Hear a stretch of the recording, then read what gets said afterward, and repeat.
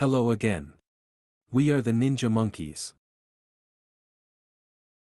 Welcome to our next Ninja Monkeys tutorial by Equip. We hope everything is fine.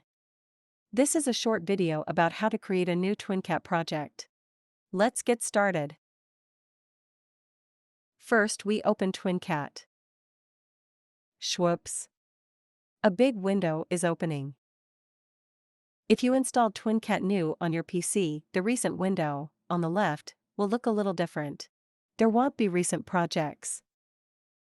Go to New Projects and click on New TwinCAT Project.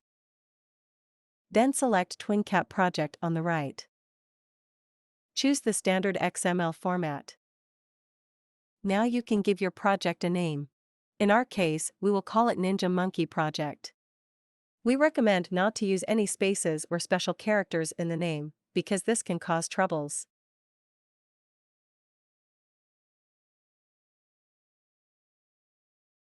Next, browse for a location to save the project and click OK.